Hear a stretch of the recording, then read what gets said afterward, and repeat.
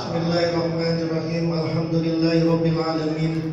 Wa bihi nasta'in ala umuri dunya wa din. Wassalatu wassalamu ala sayyidil mursalin. Sayyidina wa habibina wa syafi'ina wa maulana Muhammadin wa ala alihi wa sahbihi ajma'in. Amma ba'du. Khususan man sannafa fadail sur lil alim al-allama bahril fahama sayyidi wa murabbi ruhina Pengersa Abah Awas radhiyallahu anhu wa qaddasa sirrahu wa usulihi wa furu'ihi wa ahli silsilatihi wal aizina anhu kullu syai'in lillahi lahul Fatihah. A'udzu billahi minasy syaithanir rajim. Bismillahirrahmanirrahim. Alhamdulillahi rabbil alamin arrahmanir rahim maliki yaumiddin. Iyyaka na'budu wa iyyaka nasta'in ihdinas siratal mustaqim. صراط الذين أنعمت عليهم غير المغضوب عليهم ولا الضالين آمين. Sahib al-Fadilah Kiai Haji Muhammad Shalih Mukhtar Hujjatul Arifin, Kiai Haji Munawir Zain Al-Maud, Kakanda Dr. Kiai Haji Ahmad Rusdi Al-Wahabi, segenap pengurus wilayah PKN Pondok Pesantren Surya Yasir Narasase DKI Jakarta, ikhwan akhwat Assalamualaikum warahmatullahi wabarakatuh. Pondok Pesantren Surya Yasir Narasa. Bismillahirrahmanirrahim. Fa ammal alifu fi hadzal sahri al-imanu. Fa ammal alifu, maka adapun huruf alif fi hadzal sahri, di dalam bulan ini, ai fi syahri Rabi'is Tsani, itu al-imanu adalah iman. Guru Agung Pengersa Abah Awas mengartikan, memfilosofikan huruf alif yang ada di kata Rabi'us Tsani adalah artinya iman. Apa itu iman? Iman itu satu dari 3 rukun yang ada di dalam agama kita. Rukun iman, rukun Islam, rukun ihsan. Rukun iman aplikasinya adalah ilmu tauhid atau ilmu akidah. Rukun Islam aplikasinya adalah ilmu fikih. Sedangkan rukun ihsan aplikasinya adalah ilmu tasawuf. Kalau dalam akidah jalurnya dinamakan dengan firqah, Asy'ariyah, Maturidiyah, Mu'tazilah, Syiah. Kalau dalam fikih jalurnya namanya mazhab, Syafi'i, Maliki, Hambali, Hanafi. Kalau dalam tasawuf jalurnya namanya thariqah. Nah, iman itu artinya percaya. Bukan sekedar percaya, tapi iman itu mempercayai. Karena beda antara percaya sama mempercayai. Ulama membagi iman itu ada iman asma, ada iman sifat, ada ausaf atau sifat. Yang ketiga iman zat. Jadi ada iman apa? Iman nama asma, iman ausaf atau iman sifat. Yang ketiga iman zat. Iman asma itu percaya sama nama. Kalau iman ausaf percaya sama sifat. Nah, sama nama percaya, sama sifat percaya, puncaknya adalah iman zat. Percaya sama zat. Contoh, percaya nggak Ustadz Rosidi itu namanya Ustadz Rosidi yang tadi itu, yang tadi nggak bisa gitu. Percaya nggak kalau namanya namanya di beliau itu Ustadz Rosidi? Percaya. Berarti imannya iman asma. Percaya nggak Ustadz Rosidi orangnya baik hati, dermawan, nggak pelit. Pokoknya kalau kita jajan sama beliau semua yang tanggung. Semuanya beliau yang hadir. Kayak sifatnya beliau begitu. Pokoknya nggak tegaan sama orang yang melas-melas, nggak tegaan. Percaya nggak sifatnya begitu? Percaya. Berarti naik ke iman sifat. Kalau sudah percaya sama sifat tadi itu, maka kemudian berulang-ulang kali dengan Ustadz Rosidi, maka naiklah kepada puncak namanya iman zat. Biar cepat aja nih. Percaya nggak sama Allah, namanya Allah? Dengan 99 namanya percaya nggak? Allah Ar-Rahman Ar-Rahim, Malikul Quddus Salamun, percaya? Allah punya 99 nama itu percaya? Percaya. Berarti iman kita sudah iman percaya nggak dengan sifat-sifat Allah tadi? Allah Maha melihat, percaya nggak? Kenapa masih maksiat? Kenapa masih berani maksiat? Allah Maha melihat. Kalau lagi banyak orang zikirnya 15561, giliran sendirian 3 kali. Gak ada orang cepet banget sholatnya. Ada orang nggak punya duit, mukanya jelek, mukanya. Punya duit galau banget. Punya duit sama nggak punya duit itu cerahan mana? Cerahan mana? Nggak punya duit itu galau nggak? Kenapa galau? Emang nggak percaya Allah itu sifatnya Ar-Razzaq, Al-Ghani, Al-Mughni, Al-Mujib, Al-Fatah, segala macam? Percaya nggak? Karena kita kurang percaya sama sifat begitu, maka kemudian nggak yakin nih. Sama seperti tadi, Anda nggak begitu percaya Ustaz Rosidi orangnya baik hati, dermawan, sehingga ketika Anda itu diajak sama Ustaz Rosidi, makanya gimana? Rumah makan sederhana, mikir-mikir Anda. Jangan gue disuruh bayar. Karena belum tahu sifatnya. Sama, Allah Maha mengetahui, iya. Tapi karena belum percaya kita, maka kemudian masih aja maksiat. Karena belum percaya kita sama Allah yang Maha memberikan rezeki, masih galau saja. Wiridnya ya dana. Besok mau manakib dari belum punya duit, bingung saya masih. Itu ya dana. Itu berarti imannya belum sampai kepada imanul awsat. Kalau iman awsat saja belum, bagaimana sampai kepada imanul zakat? Maka kemudian pengarsa Abaos dalam kitabnya Fadhilus Zuhur membagi iman itu wal imanu khamsatu aujahin. Iman itu ada 5 macam. Ini singkatnya.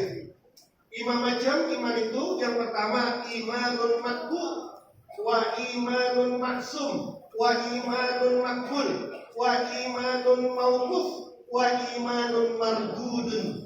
Ada 5 imannya itu. Iman itu karena tadi satu sini bilang 15 menit, kita lagi.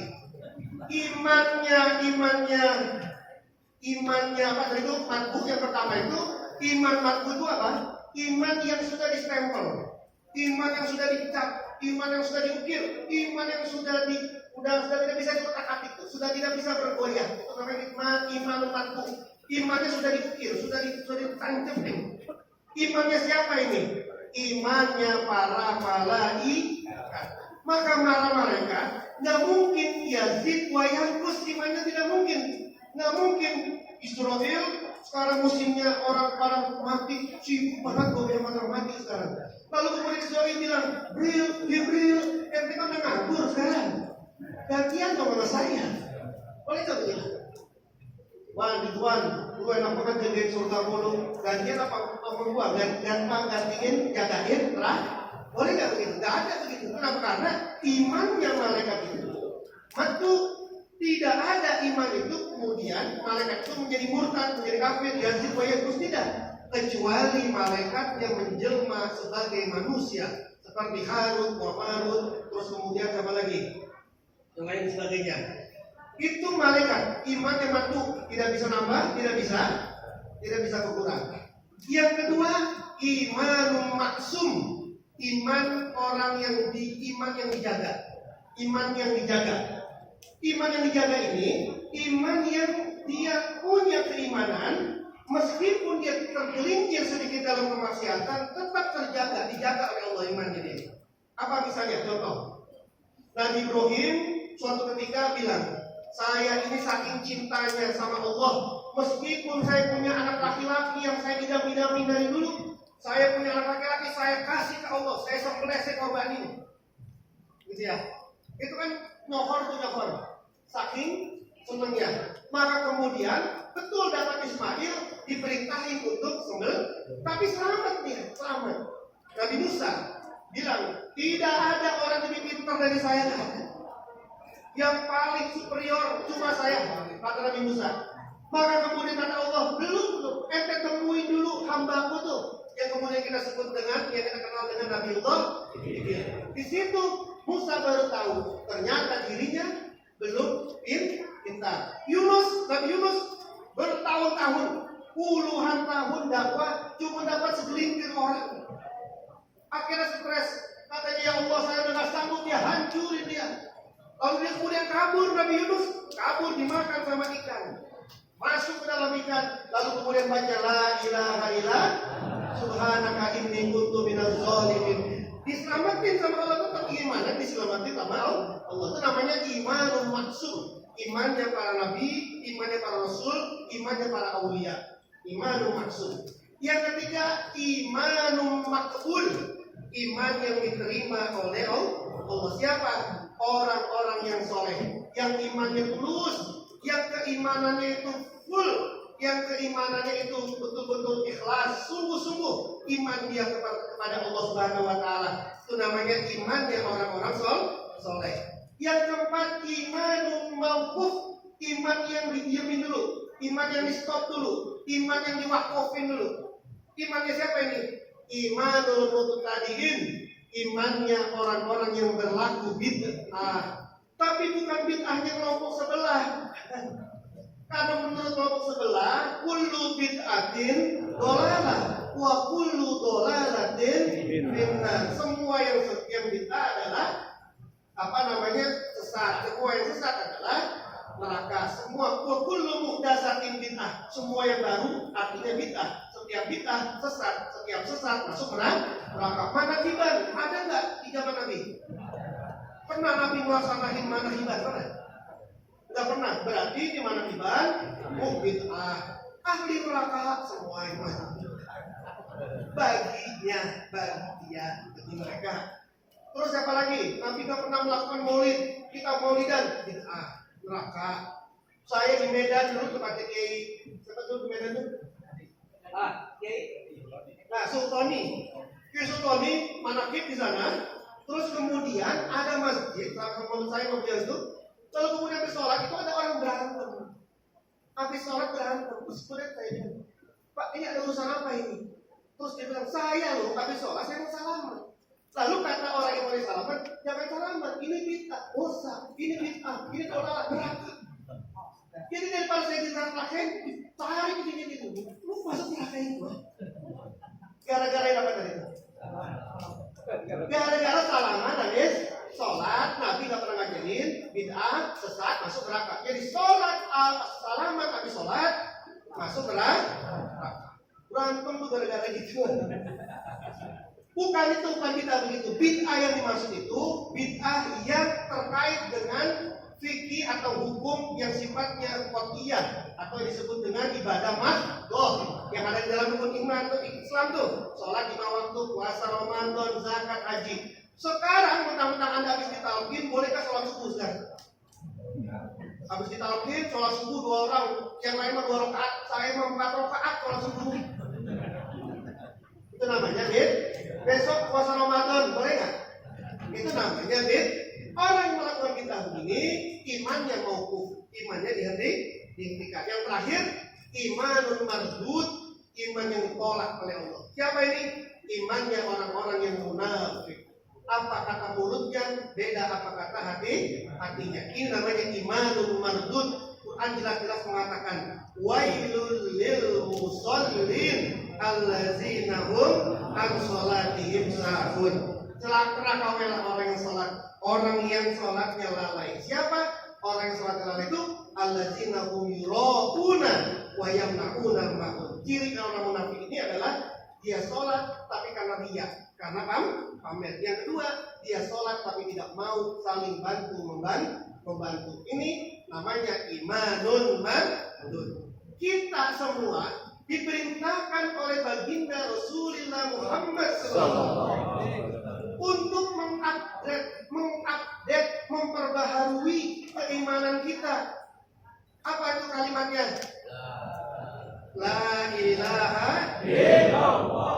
Apa? Jaddidu imanakum. update-lah iman kalian. Handphone juga perlu diupdate, komputer perlu diupdate. Apa sih nggak perlu diupdate? Bini doang yang perlu diupdate. Semua perlu diupdate. Jadidu imanakum, perbaharuilah iman kalian. Kaifa nujaddidu ya Rasulullah? Ini Nabi yang merintahin, sahabat yang nanya, bagaimana caranya kami mengupdate ya Rasul?